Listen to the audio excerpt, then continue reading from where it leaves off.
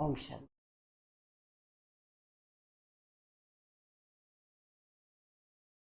आज की सारी मुरली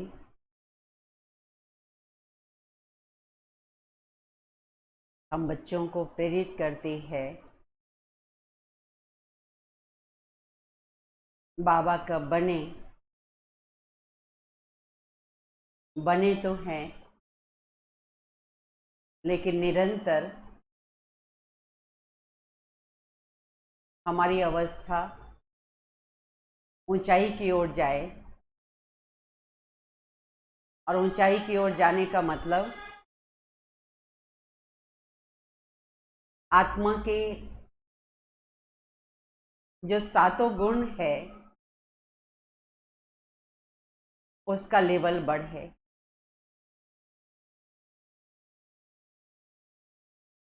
और आत्मा के सातों गुण का लेवल क्यों बढ़े? क्योंकि ये सातों गुण ही हमें सतो प्रधान अवस्था तक ले जाते हैं, जिसको दूसरे शब्दों में बाबा कहते हैं बाप समान बनना। जिस रूप से आत्मा अपने घर में थी, जिस रूप से आत्मा नीचे आई, जिस स्थिति में आई और उसी स्थिति में वापस जाना है। दुनिया में मन के भटकाव का कारण जो बाबा ने हम बच्चों को स्पष्ट किया, दुनिया में मन के भटकाव का कारण मनुष्य को अपने जीवन के उद्देश्य का पता नहीं है। पर्पस क्या है जीवन का? बाबा ने हम बच्चों को बता दिया है कि तुम्हारा लक्ष्य क्या है, लेकिन फिर भी हमको अपना लक्ष्य खुद ढूंढना है। उस लक्ष्य में भी हम बच्चों को अपना लक्ष्य खुद ढूंढना है। यह बाबा ने स्वतंत्रता दे दी है। जितना ऊंचा लक्ष्य उतने ही गहरे लक्षण भी अपने अंदर आएंगे। दादी जी के वो 3 शब्द कि मैं कौन, मेरा कौन और मुझे क्या करना है, इन तीनों महावाक्य की गहराई भी आज की मुरली से और स्पष्ट होती है। मैं आत्मा हूं, मैं बीके हूं, ये तो बाबा ने सभी के लिए बहुत सारे सम्मान दे करके संबोधित किया है, परंतु उसमें से भी हम बच्चों को व्यक्तिगत रूप से चुनना है कि मैं कौन हूं, मैं कौन सी आत्मा हूं। मेरा जीवन का जितना ऊंचा उद्देश्य होगा उसके अनुसार हम उस सम्मान को चुनेंगे और उस पर टिकने का अभ्यास करेंगे। मैं कहाँ हूं मैं भ्रिकुटी में, परंतु जो मेरे जीवन का बीके बनने का उद्देश्य है, उस उद्देश्य के अनुसार यानी उस मंजिल के अनुसार मैं अभी कहाँ हूं, यह हम बच्चों को चेक करने के लिए बाबा ने दिया हुआ है प्रतिदिन कि जितने ऊंचे लक्ष्य तक हमें पहुंचने का लक्ष्य है व्यक्तिगत रूप से, उसके हिसाब से हम कहाँ तक पहुंचे हैं। कहाँ तक पहुंचे मतलब वाचा भी, मनसा भी, सब कुछ मिला करके, गुण और शक्तियां भी, सब कुछ मिला करके मैं कहाँ तक पहुंचा हूं या पहुंची हूं।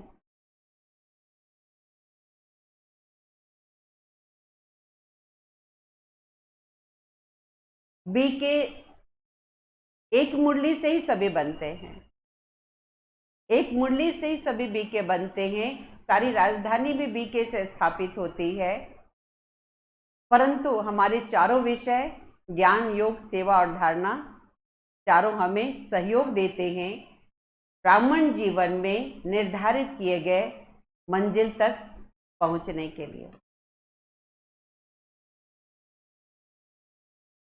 हमारी स्पीड क्या होती है, हमारा ग्राफ कैसा होता है वहां तक पहुंचने का, यह हम पर निर्भर है, जिसका आधार बाबा ने 4 बातों पर जो कई बार कहा है, 4 बातों पर निश्चय, स्वयं पर निश्चय, बाबा पर निश्चय, ड्रामा पर निश्चय और साथ साथ परिवार पर निश्चय। कई बार बाबा ने यह भी स्पष्ट किया है कि संकल्प से सिद्धि होती है। अपने संकल्प को गहराई से चेक करो, संकल्प में कितनी दृढ़ता है।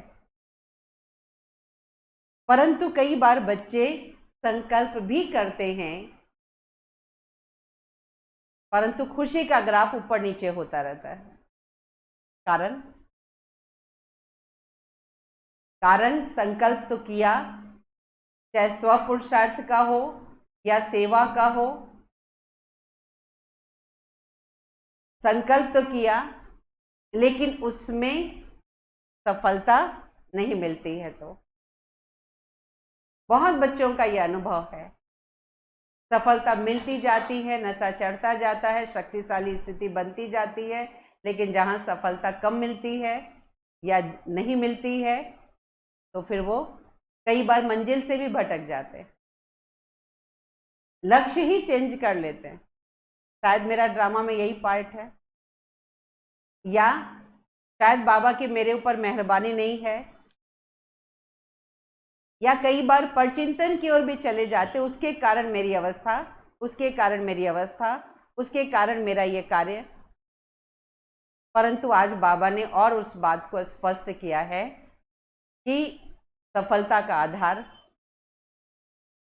यानी सिद्धि का आधार है वृत्ति, केवल संकल्प नहीं,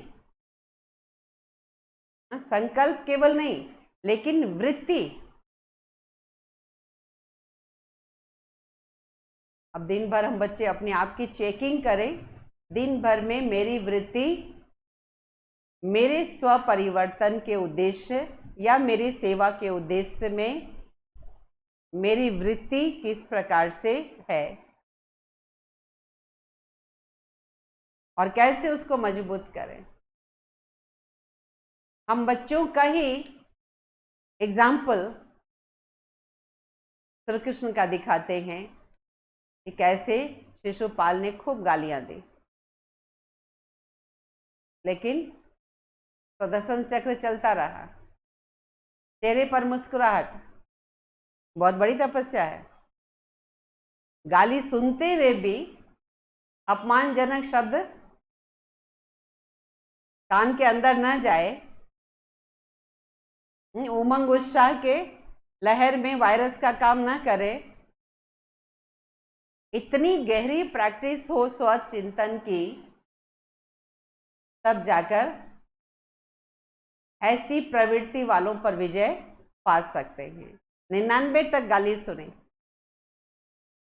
99 तक भी गाली कैसे सुने, मुस्कुराते हुए सुने। सुनी कहेंगे या नहीं सुनी कहेंगे? स्वचिंतन वाला तो सुनते हुए भी अनसुनी करता है, अगर सुन ली तो सुदर्शन चक्र रुक जाता है, जिसको दूसरे शब्दों में बाबा कहते बच्चे देखते हुए भी नहीं देखो, सुनते हुए भी नहीं सुनो। प्रारंभिक दौर पर ही हम बच्चों को ये बातें जानकारी में मिली, लेकिन चलते चलते पुरुषार्थ में कहीं ना कहीं इन बातों को इग्नोर करके हम चल पड़ते हैं, इसलिए मंजिल से थोड़ा सा भटकाव भी कभी कभी होने लग जाता है। तो अपने लाइफ ग्राफ को चेक करेंगे तो पता चलेगा कि हमारी अवस्था दिनों दिन ऊंचाई की ओर जा रही है या कभी ऊपर नीचे, और कभी ऊपर नीचे भी होती है। तो किस कारण से ऊपर नीचे हुई और फिर कौन सी बात को लागू किया ताकि ऊपर की ओर गए, इस पुरुषार्थ में आज की मुरली की बाबा के द्वारा बताई गई विधियां बहुत हेल्प करेगी। आज 4 अप्रैल अव्यक्त बाप दादा की मुरली, रिवाइज डेट 6 दिसंबर 1987।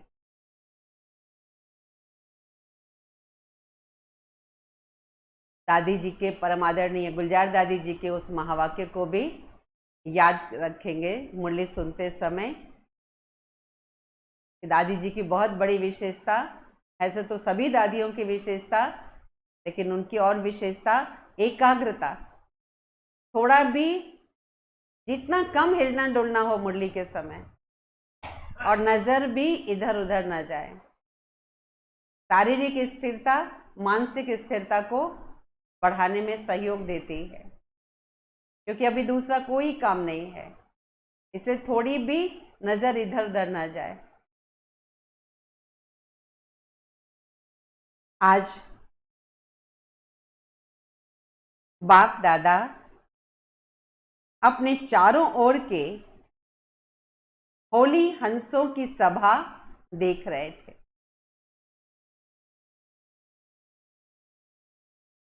हर एक होली हंस अपनी श्रेष्ठ स्थिति के आसन पर विराजमान है।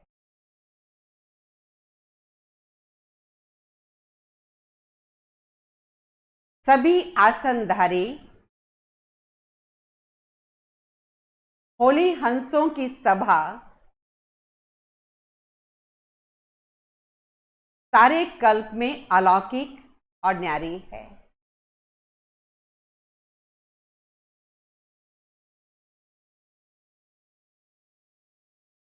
हर एक होली हंस अपनी विशेषताओं से अति सुंदर सजा हुआ है।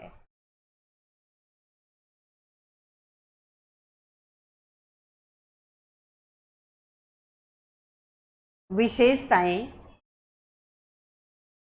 श्रेष्ठ श्रृंगार है,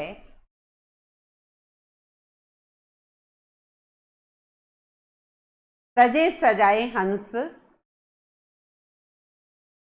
सजे सजाए होली हंस कितने प्यारे लगते हैं।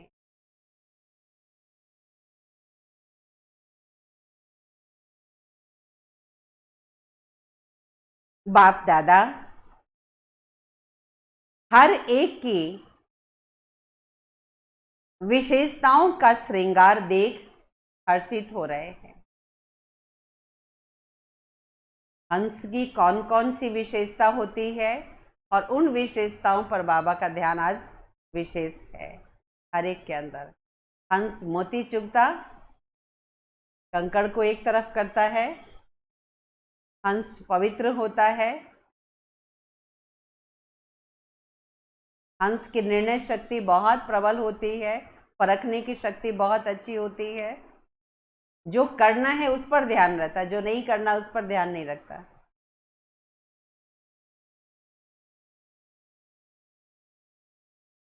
श्रृंगारे हुए सभी हैं, क्योंकि बाप दादा ने ब्राह्मण जन्म देते ही, बचपन से ही विशेष आत्मा भव का वरदान दे दिया है।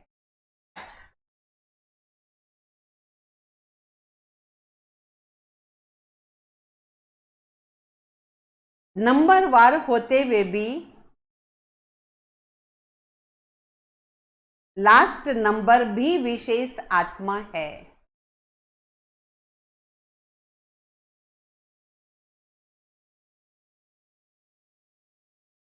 ब्राह्मण जीवन में आना, ब्राह्मण जीवन में आना अर्थात विशेष आत्मा में आ ही गए। इतनी विशेष बात है, ब्राह्मण जीवन में आना माना बाबा की नजरों में विशेष आत्माओं की लिस्ट में आ गए।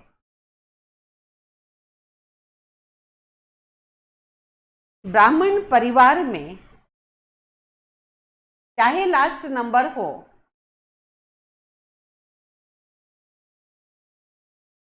लेकिन विश्व की अनेक आत्माओं के अंतर में वह विशेष आत्मा गाए जाते हैं। इसलिए कोटों में कोई और कोई में भी कोई गाया हुआ है।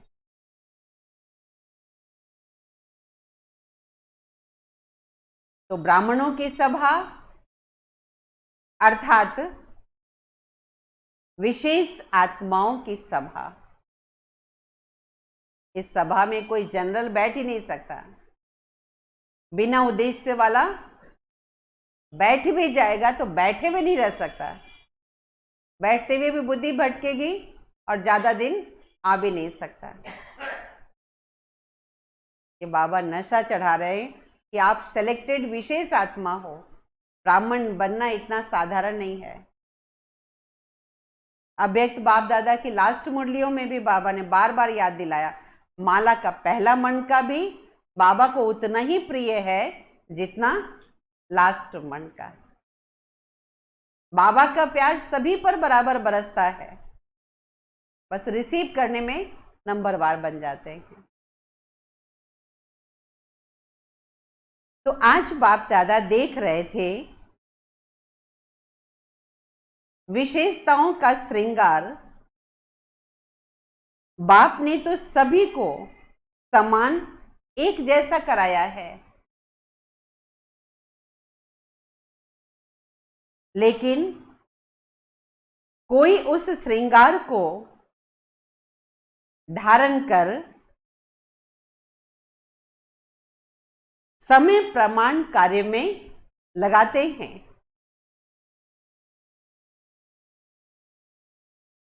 और कोई या तो धारण कर ही नहीं सकते या कोई समय प्रमाण कार्य में लगा नहीं सकते।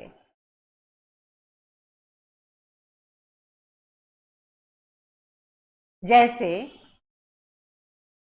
आजकल की रॉयल फैमिली वाले समय प्रमाण श्रृंगार करते हैं तो कितना अच्छा लगता है। जैसा फंक्शन होगा उस अनुसार श्रृंगार करेंगे, कितना अच्छा लगता है। किसी की डेथ में जाएंगे बिल्कुल सिंपल जाएंगे, समय प्रमाण करते कितना अच्छा लगता है। तो जैसा समय वैसा श्रृंगार, इसको कहेंगे नॉलेजफुल।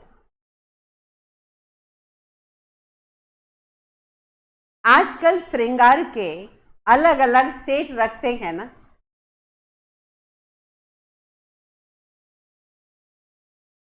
तो बाप दादा ने अनेक विशेषताओं के, अनेक गुणों के कितने वैरायटी सेट दिए हैं।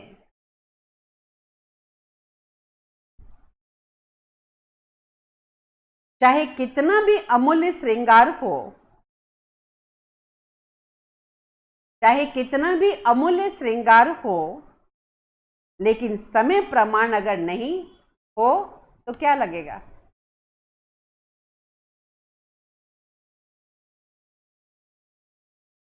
ऐसे विशेषताओं के, गुणों के, शक्तियों के,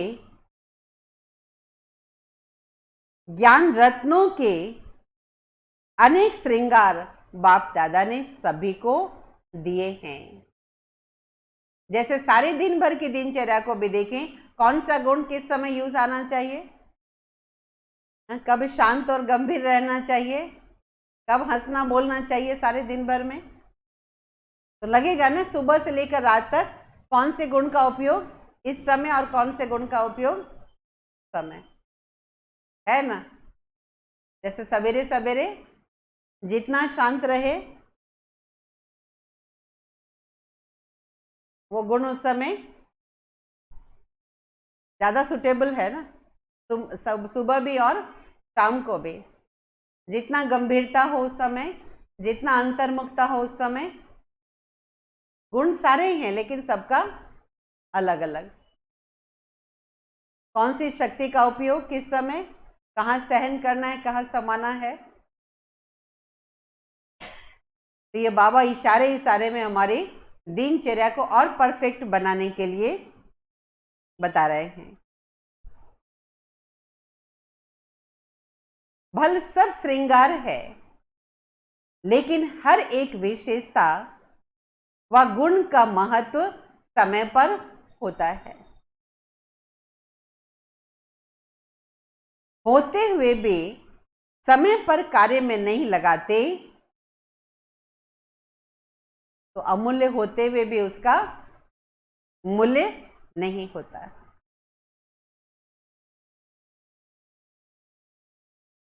जिस समय जो विशेषता धारण करने का कार्य है, उसी समय उस विशेषता का मूल्य है।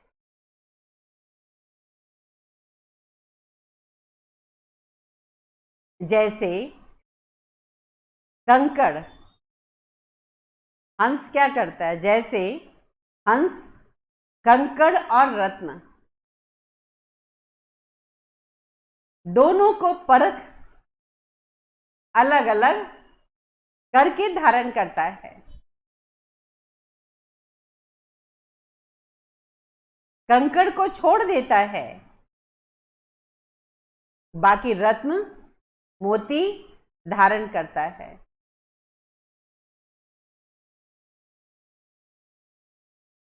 ऐसे ही होली हंस अर्थात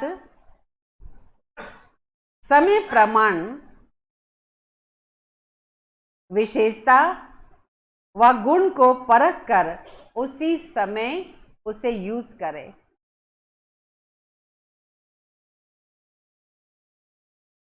इसको कहते हैं परखने की शक्ति।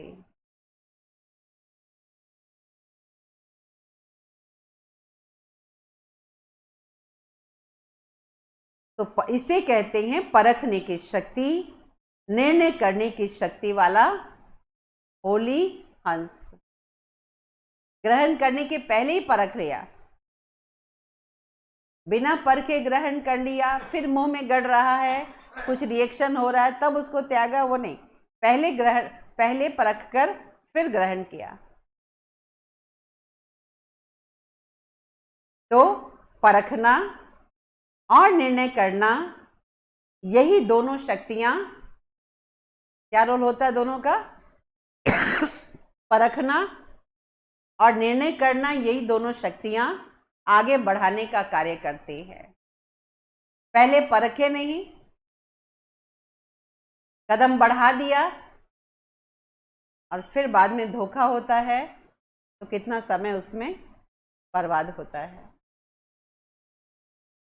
तो होली हंस की विशेषता, इसलिए मां सरस्वती को उसकी सवारी है। चाहे वो ज्ञान ग्रहण करना हो या दूसरों को कराना हो, या सेवा में आगे बढ़ना हो, या स्व पुरुषार्थ, दोनों में ये दोनों शक्तियों का बहुत बड़ा रोल है।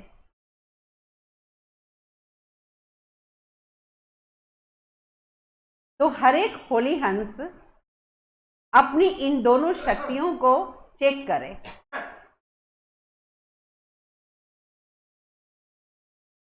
दोनों शक्तियां समय पर धोखा तो नहीं देती,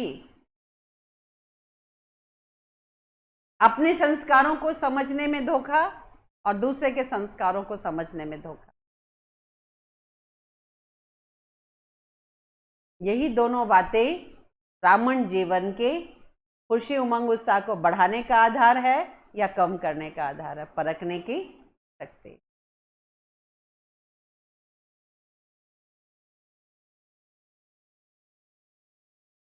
समय बीत जाने के बाद अगर परख लिया, निर्णय कर भी लिया, फिर भी समय तो बीत गया ना। धोखा तो खा लिया ना, नुकसान तो हो गया ना।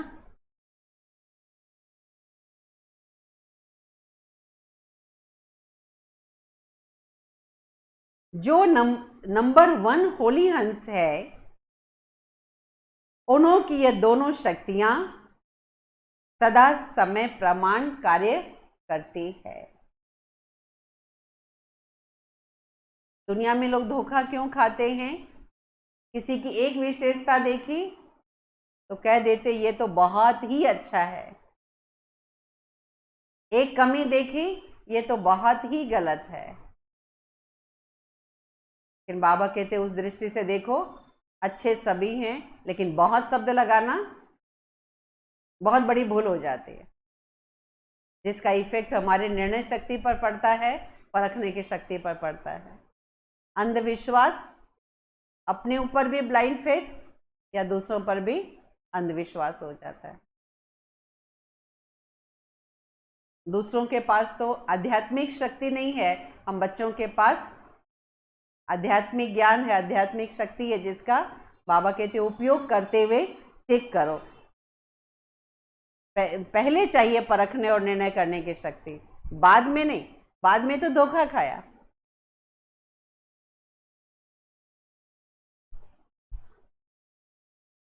अगर समय के प्रमाण ये शक्तियां कार्य करती है तो सेकेंड नंबर में आ जाते। थर्ड नंबर की तो बात ही छोड़ो। और समय पर वही हंस कार्य कर सकता है, समय पर वही हंस कार्य कर सकता है जिसकी बुद्धि सदा होली है।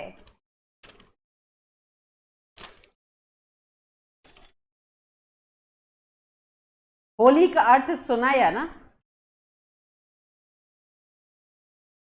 एक होली अर्थात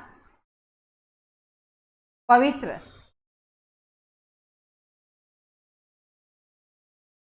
और हिंदी में होली अर्थात बीती सो बीती। और जिनकी बुद्धि होली अर्थात स्वच्छ है और सदा ही जो सेकंड,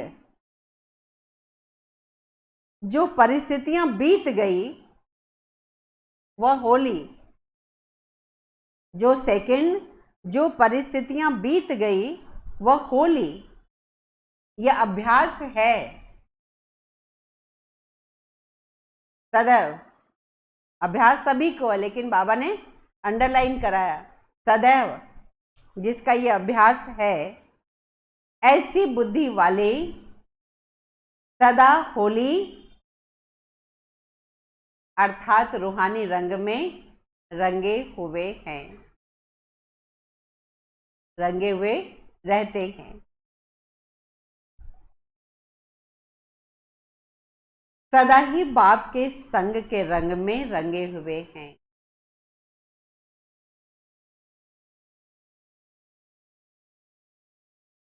तो एक ही होली शब्द 3 रूप में यूज होता है। एक होली बीत गई, दूसरी होली स्वच्छता, तीसरी होली हाँ, जिसमें ये तीनों ही अर्थ की विशेषता है। अर्थात जिन हंसों को यह विधि आती है वह हर समय सिद्धि को प्राप्त होते हैं।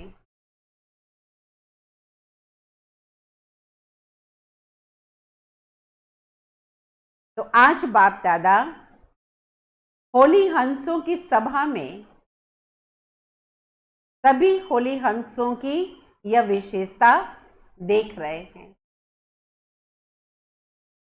क्योंकि अभी तो और बड़ी बड़ी परिस्थितियां आनी है जिसमें यही दोनों शक्तियों की बहुत परीक्षा होगी। चाहे स्थूल कार्य चाहे रूहानी कार्य हो, लेकिन दोनों में सफलता का आधार परखने की और निर्णय करने की शक्ति है। किसी के भी संपर्क में आते हो, जब तक उसके भाव और भावना को नहीं परख सकते,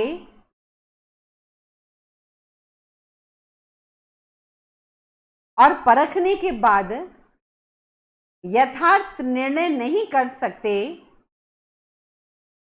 तो दोनों कार्य में सफलता नहीं पा सकते। चाहे व्यक्ति हो या परिस्थिति हो, लेकिन क्योंकि व्यक्तियों के संबंध में भी आना पड़ता है और परिस्थितियों को भी पार करना पड़ता है। परखने के बाद दोनों में, चाहे व्यक्ति हो या परिस्थितियां हो, जीवन में ये दोनों ही बातें आती है। तो नंबर 1 होली हंस अर्थात दोनों विशेषताओं से संपन्न। और दोनों विशेषता कैसे आएंगी? क्या बताया बाबा ने, दोनों विशेषता कैसे आएंगी?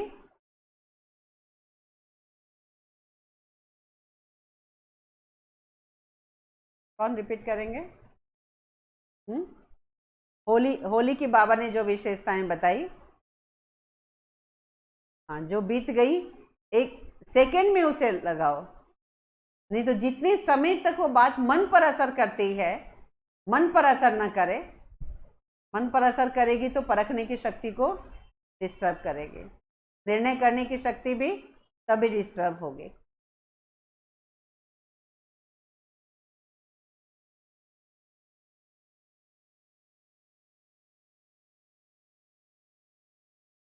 तो जीवन में ये दोनों ही बातें आती है। तो नंबर 1 होली हंस अर्थात सिर्फ सामने बैठे हुए नहीं, बाप दादा के सामने, तो आपके साथ साथ चारों ओर के बच्चे भी इमर्ज होते हैं। बेहद के परिवार के बीच बाप दादा मिलन मनाते व रूह रिहान करते हैं। सभी ब्राह्मण आत्माएं अपने याद की शक्ति से स्वयं भी मधुबन में हाजिर होते हैं। और बाप दादा यह भी विशेष बात देख रहे हैं कि हर एक बच्चे के विधि की लाइन और सिद्धि की लाइन, हर एक बच्चे के विधि की लाइन और सिद्धि की लाइन, यह दोनों रेखाएं कितनी स्पष्ट है।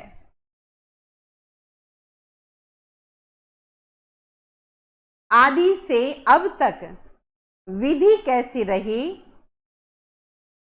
और विधि के फलस्वरूप सिद्धि कितनी प्राप्त की है।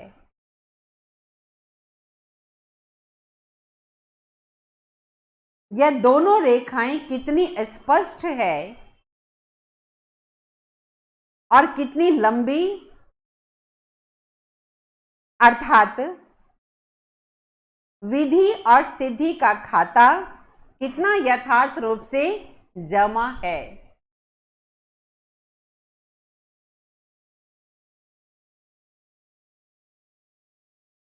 विधि का आधार श्रेष्ठ वृत्ति,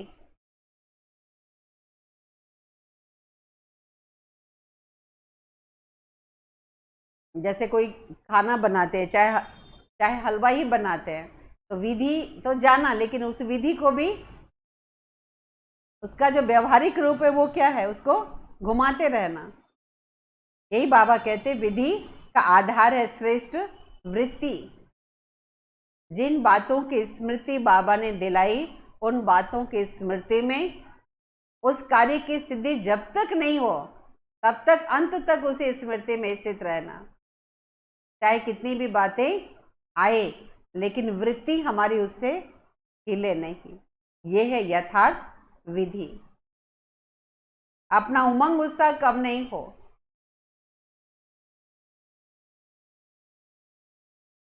अगर श्रेष्ठ वृत्ति है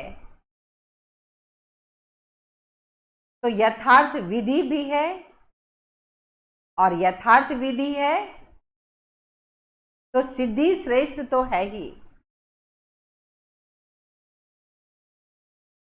इन सब बातों के अनुभव दादी जानकी जी के अभी जो कार्यक्रम दे रहा है भगवान के साथी, बहुत सारी बातें, कैसे दादी जी का पावरफुल संकल्प और कैसे बड़ी बड़ी सिद्धियां भी जीवन में चमत्कारिक रूप से हुई। क्योंकि दादी जी संकल्प नकारात्मक तो छोड़े, साधारण भी संकल्प कभी नहीं करती थी। इसका कितना ज्वलंत उदाहरण है।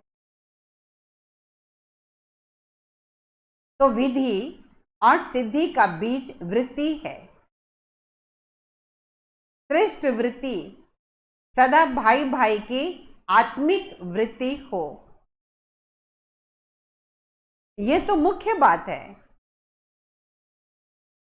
लेकिन साथ साथ संपर्क में आते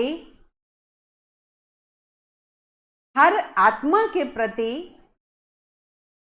भाई भाई की वृत्ति हो, यह तो मुख्य बात है।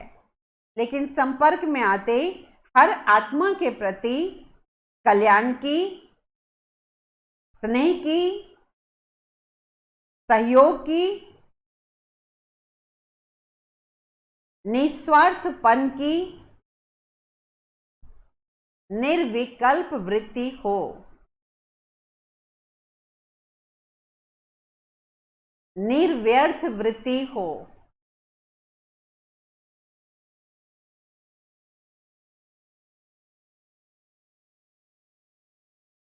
कई बार किसी भी आत्मा के प्रति व्यर्थ संकल्प या विकल्प की वृत्ति होती है, तो जैसे वृत्ति वैसी ही उस आत्मा के प्रति कर्तव्य और कर्म की सृष्टि दिखाई पड़ती है।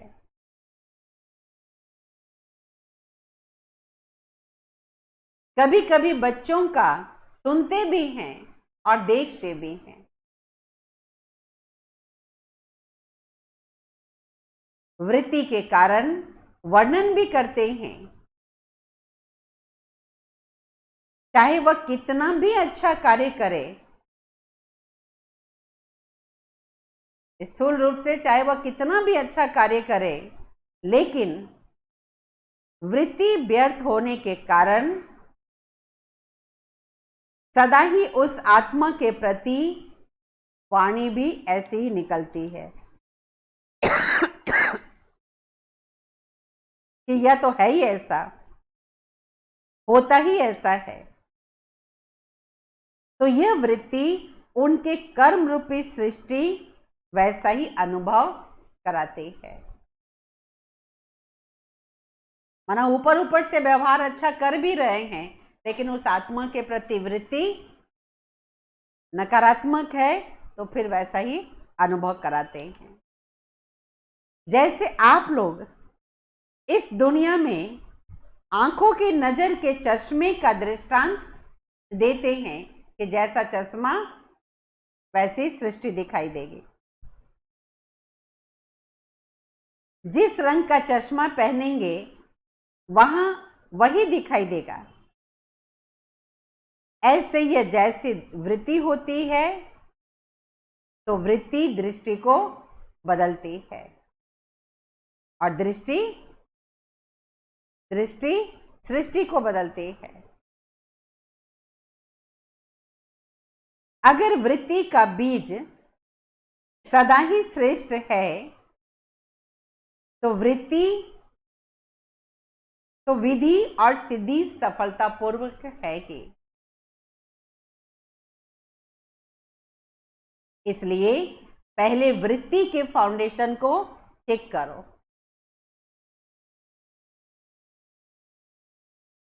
जैसे दुनिया में भी कहते हैं ना, कोई कार्य शुरू किया है लेकिन बाहर वाले उसको आके शुभकामनाएं दे रहे हैं, लेकिन खुद सोच रहे हैं, दूसरे शुभकामना दे रहे हैं और खुद सोच रहे हैं पता नहीं, शुरू तो कर रहे हैं, पता नहीं होगा कि नहीं होगा।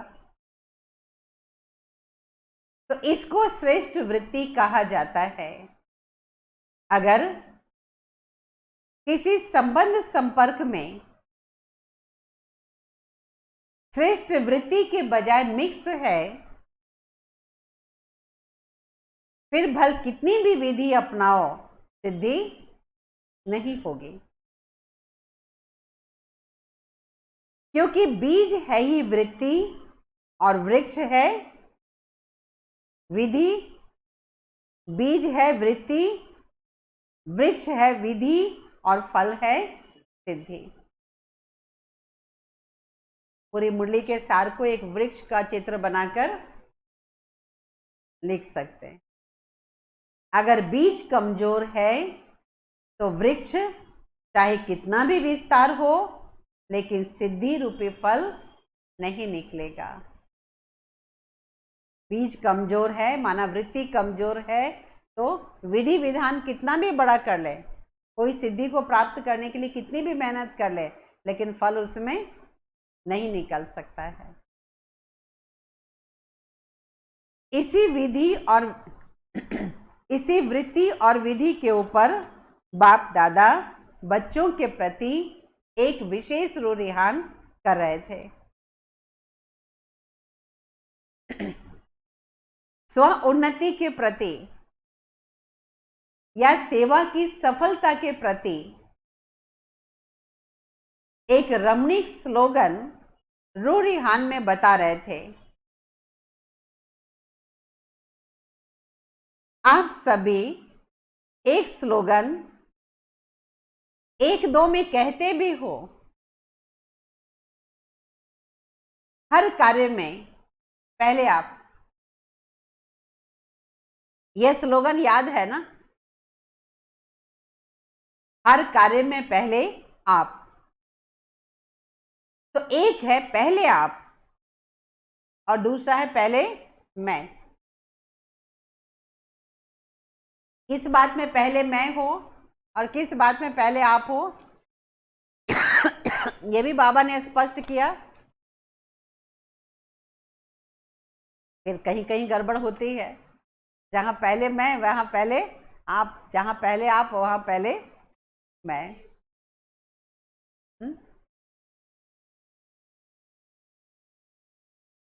तो दोनों स्लोगन आवश्यक है, पहले आप और पहले मैं।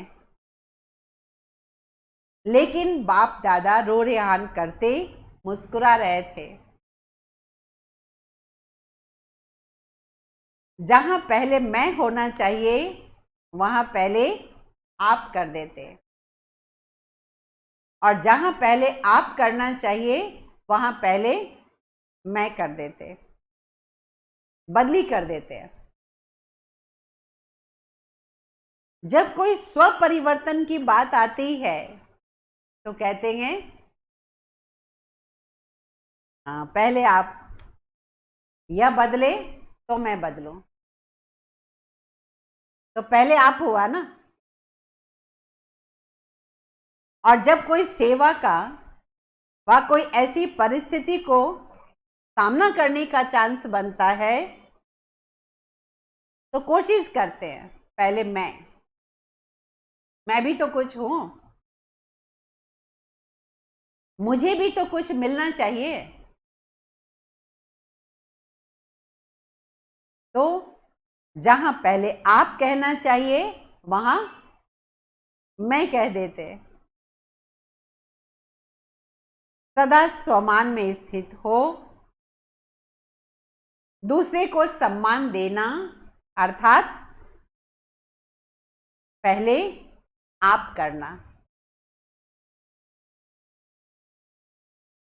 सिर्फ मुख से कहो पहले आप, और कर्म में अंतर हो या नहीं।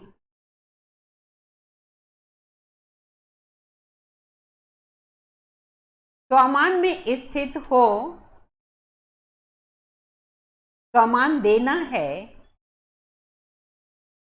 स्वमान देना व स्वमान में स्थित होना, उसकी निशानी क्या होगी? स्वमान देना व स्वमान में स्थित होना, उसकी निशानी क्या होगी? उसमें दो बातें चेक करो। इतनी बाबा की गहरी पढ़ाई बाप दादा ने 48 वर्षों तक पढ़ाई है। दो बातें चेक करो। एक होती है अभिमान की वृत्ति और दूसरी है अपमान की वृत्ति। जो स्वमान में स्थित होता है और दूसरों को सम्मान देने वाला दाता होता, उसमें यह दोनों वृत्ति नहीं होगी। कौन सी दोनों वृत्ति? अभिमान और अपमान की।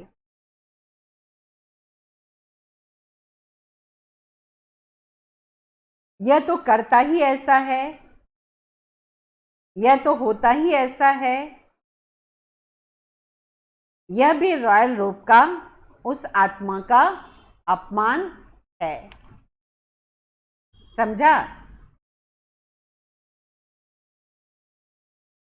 और जो भी स्व उन्नति की बातें हो, उसमें सदा पहले मैं का स्लोगन याद हो।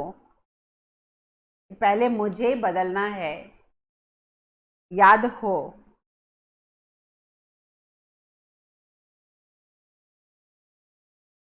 तो रिजल्ट क्या होगी? पहले मैं अर्थात जो ओटे तो अर्जुन, अर्जुन अर्थात विशेष आत्मा, अर्जुन अर्थात विशेष आत्मा, न्यारी आत्मा, अलौकिक आत्मा। जैसे ब्रह्मा बाप सदा पहले मैं के स्लोगन से ओटे सो अर्जुन बना ना, अर्थात नंबर 1 बना।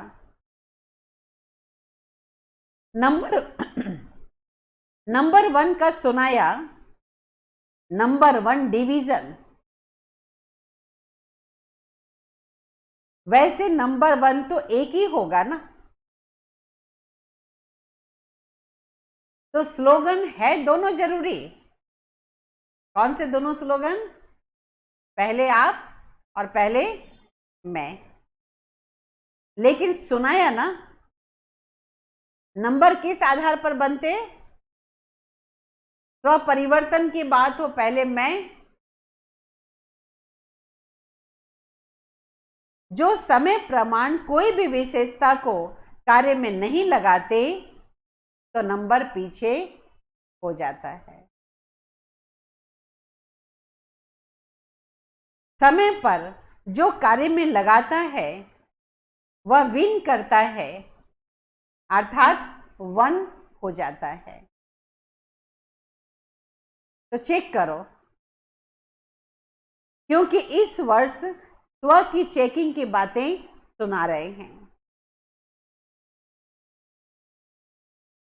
भिन्न भिन्न बातें सुनाई ना। आज इन बातों को चेक करना।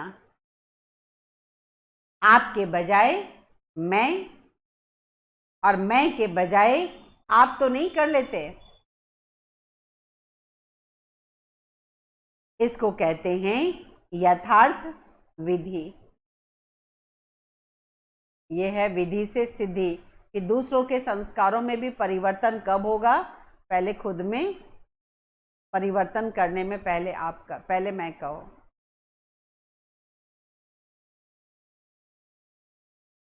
तो जहां यथार्थ विधि है वहां सिद्धि है ही। और इस वृत्ति की विधि सुनाई। इन दो बातों की चेकिंग करना, ना अभिमान की वृत्ति हो और ना अपमान की वृत्ति हो, है बहुत बड़ी साधना। ना अभिमान अपमान की वृत्ति हो, ना अभिमान की वृत्ति हो।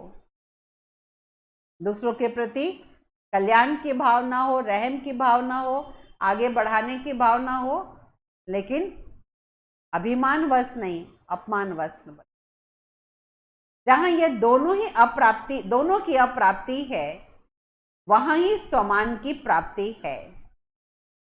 आप कहो व न कहो, सोचो व न सोचो, लेकिन व्यक्ति प्रकृति दोनों ही सदा स्वतः ही स्वमान देते रहेंगे। आप मांगो या नहीं मांगो किसी से, लेकिन दोनों सदा ही सम्मान देते रहेंगे। संकल्प मात्र भी स्वमान के प्राप्ति की इच्छा से स्वमान नहीं मिलता। निर्माण बनना अर्थात पहले आप कहना, निर्माण स्थिति स्वतः ही स्वमान दिलाएगी।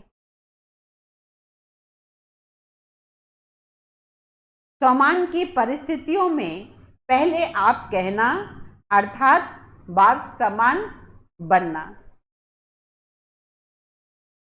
जैसे ब्रह्मा बाप ने सदा ही स्वमान देने में पहले किसको कहा? पहले आप मम्मा को, जगदम्बा मां को आगे रखा। पहले आप हर कार्य में बच्चों को आगे रखा, अर्थात पुरुषार्थ की स्थिति में सदा स्वयं पहले मैं, लेकिन सम्मान में पहले बच्चों को, मम्मा को। बच्चे कोई सारे परफेक्ट तो नहीं थे ना, सभी पुरुषार्थी थे, नए नए भी थे, लेकिन बाबा ने सभी को आगे रखा। पहले मैं इंजन के रूप में देखा। इंजन आगे होता है ना, तो सदा यह साकार जीवन में देखा कि जो कर्म मैं करूंगा मुझे देखकर सभी करेंगे। तो विधि में, स्व उन्नति में व तीव्र पुरुषार्थ की लाइन में, विधि में, स्व उन्नति में व तीव्र पुरुषार्थ की लाइन में सदा पहले मैं रखा। तो आज विधि और सिद्धि की रेखाएं चेक कर रहे थे, समझा? तो बदली नहीं कर देना, या बदली करना माना भाग्य को बदली करना। सदा होली हंस बन, निर्णय शक्ति, परखने की शक्ति को समय पर कार्य में लगाने वाले विशाल बुद्धि बनो।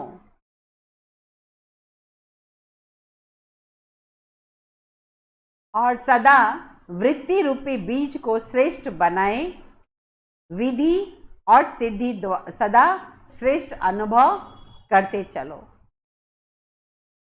पहले भी सुनाया था ना, बाप दादा का सभी बच्चों के प्रति बहुत स्नेह है, और स्नेह की निशानी क्या होती है? स्नेह की निशानी, स्नेह वाला स्नेह की कमी को देख नहीं सकता, सदा स्वयं को और स्नेही आत्मा को संपन्न समान देखना चाहता है, समझा? इसलिए बार बार अटेंशन खिंचवाते हैं,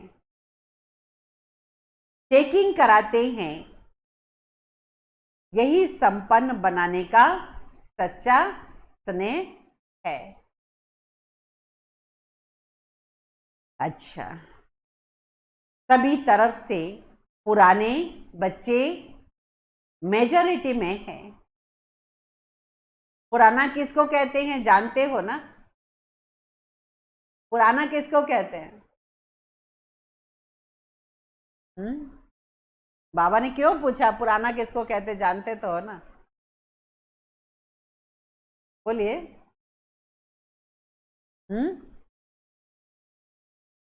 मास्क पर नहीं समझ सुनने में आएगा पूरा।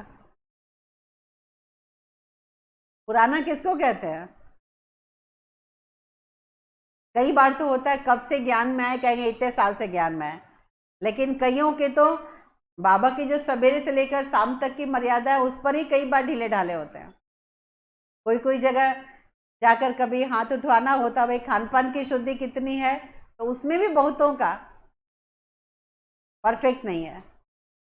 तो एक है पुराना माना बहुत समय पहले ज्ञान सुना, और एक होता है नियमों पर कब से चलने लगे तब से अपने आप को समझे कि हाँ मैं ज्ञान में चल रहा हूँ।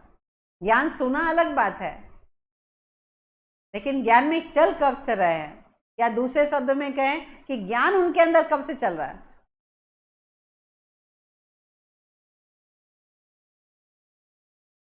तो कई बच्चे वो डेट बता देते हैं, हाँ फलाने दिन सुने थे वही मेरा अलौकिक जीवन, लेकिन उस समय से चलना शुरू नहीं किए थे।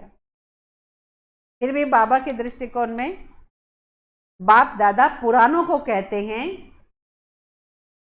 कोई बोलेंगे जवाब? पुराना कौन? हाथ तो सब उठवा देंगे, हम पुराने हैं। और कोई बात करने में फिर सब नए बन जाएंगे।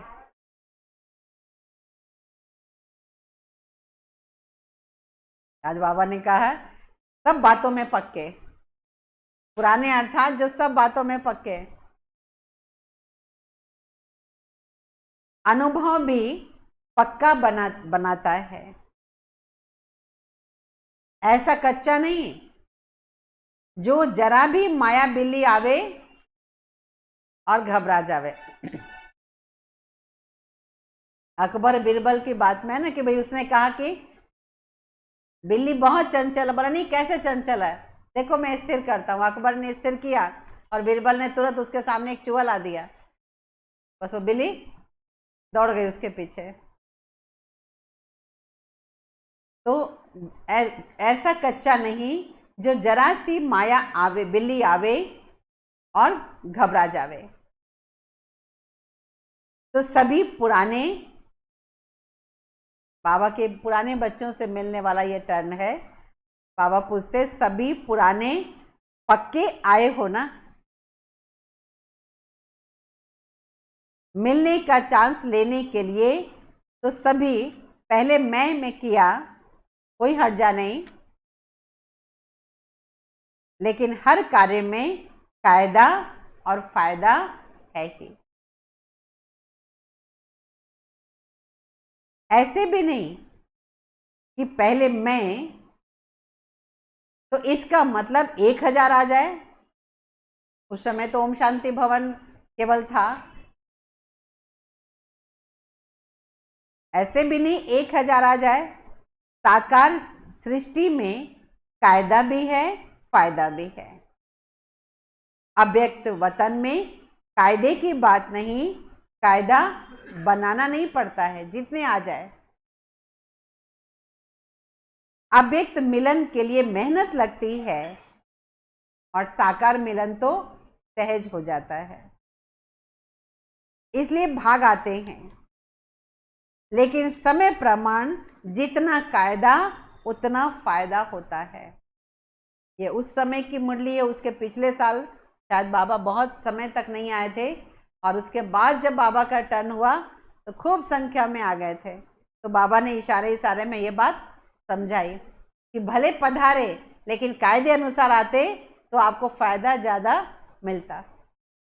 जैसे बाबा के सामने बैठने के लिए भी धक्का धुक्की करके भी कोई बैठ जाते थे, बड़े खुश होते, आगे बैठ गए। तो बाबा उसमें भी समझाते कि भले बैठे लेकिन जो कायदे अनुसार बैठे। एक बार बाबा ने एक्शन करके ही बताया था कि जब बाप दादा आते हैं तो सामने नज़र पहले पड़ती, ये नहीं कि पहले नीचे सामने झुक के देखते हैं, पहले नज़र सामने पड़ती है। तो कायदे में फायदा है। बाप दादा थोड़ा भी इशारा देते हैं तो समझते हैं अब पता नहीं क्या होने वाला है। अगर कुछ होगा भी, अब और बड़ी बात, अगर कुछ होगा भी तो बताकर नहीं होगा।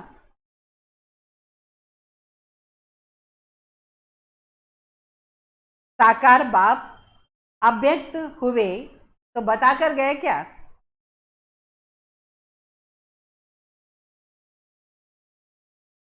जो अचानक होता है वह अलौकिक प्यारा लगता है। इसलिए बाप दादा कहते हैं सदा एवर रेडी रहो। जो होगा, जो होगा वह अच्छे से अच्छा होगा। समझा?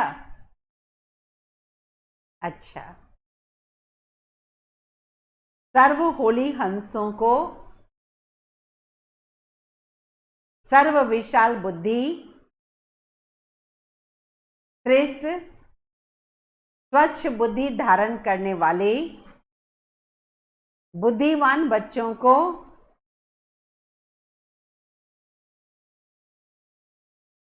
सर्व शक्तियों को सर्व विशेषताओं को समय प्रमाण कार्य में लाने वाले ज्ञानी तु आत्माएं, योगी तु आत्माएं बच्चों को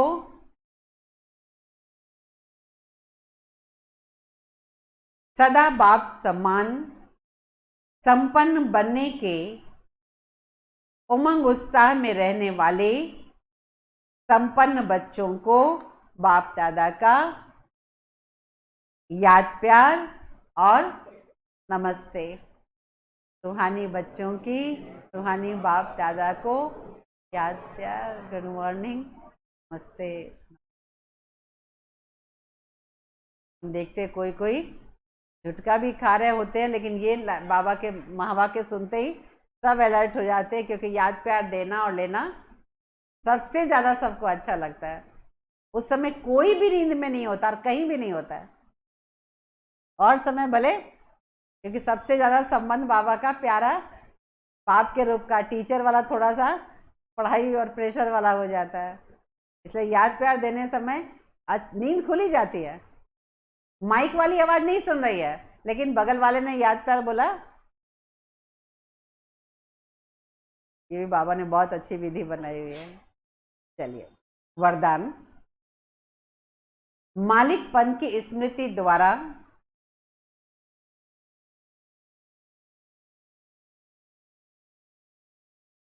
हाईएस्ट अथॉरिटी का अनुभव करने वाले, मालिकपन की स्मृति द्वारा हाईएस्ट अथॉरिटी का अनुभव करने वाले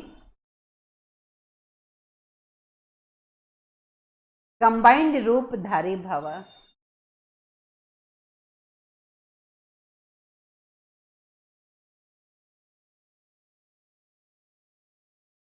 पहले अपने शरीर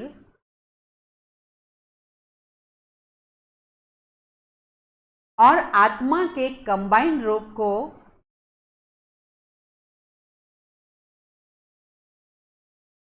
स्मृति में रखो।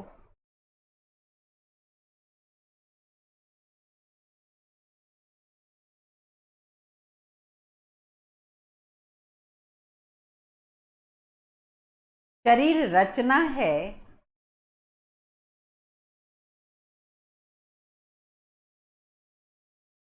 आत्मा रचता है।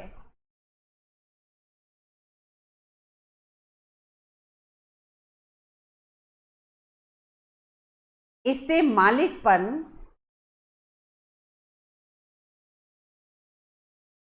स्वतः स्मृति में होगा, स्मृति में रहेगा।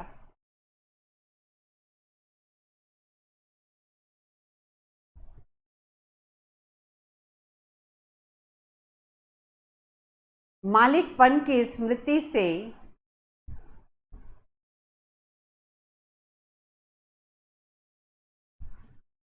स्वयं को हाईएस्ट अथॉरिटी अनुभव करेंगे।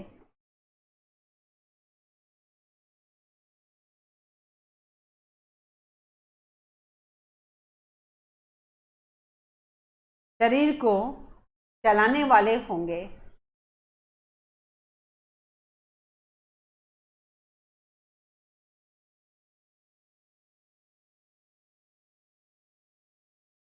दूसरा,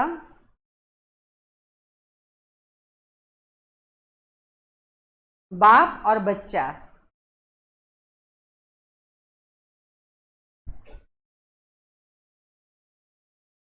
शिव शक्ति के कंबाइंड स्वरूप की स्मृति से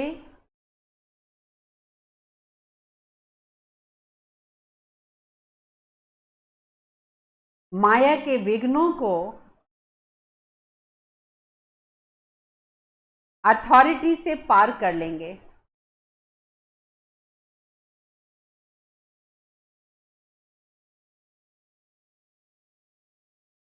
स्लोगन,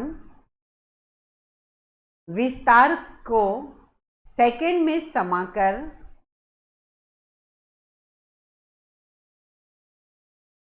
विस्तार को सेकंड में समाकर ज्ञान के सार का अनुभव करो और कराओ।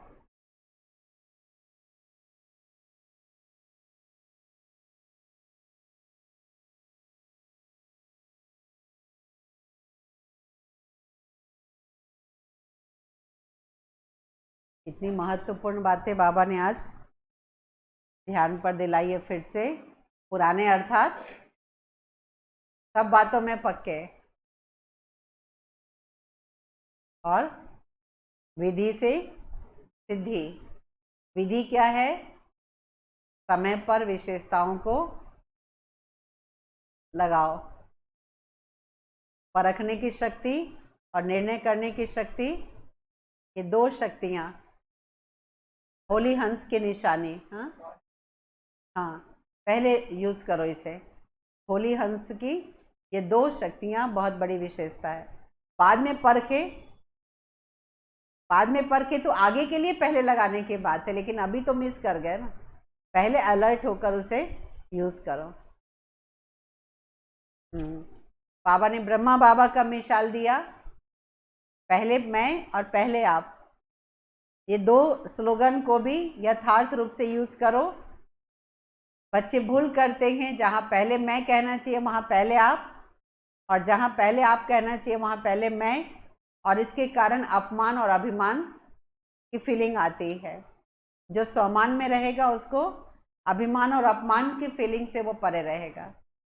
इसलिए ब्रह्मा बाबा ने बच्चों को भी और मम्मा को भी पहले आप कहा, लेकिन पहले मैं किस बात में कहा?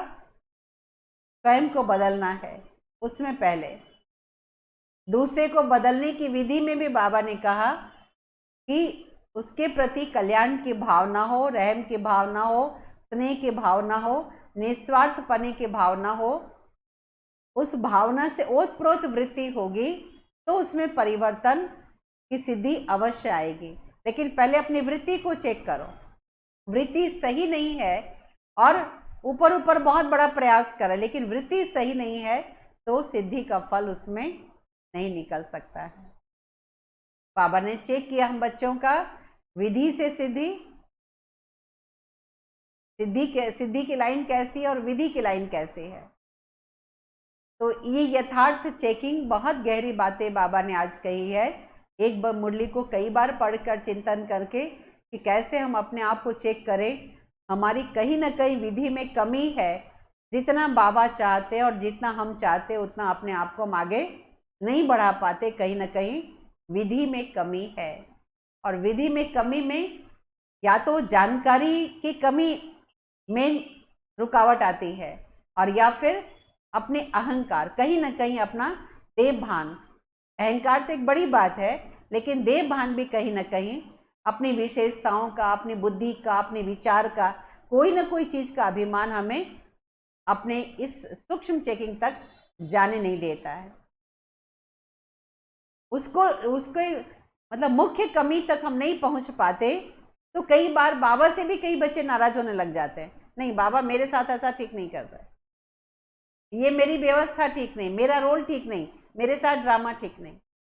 लेकिन कहीं ना कहीं उसमें कोई ना कोई बात का मैंपन हमें रोक देता है मोल्ड होने में। और कोई रिपीट करेंगे मुरली? कंचना बोलना है? हाँ हाँ बोलो। अच्छा ठीक है, योग के बाद बहनें रुकेंगी। हाँ सारी बहनें? अच्छा ठीक है, जो बहनें बाहर से भी आई हैं, जो यहाँ सभी सेंटर के बहनें रुकेंगी योग के बाद।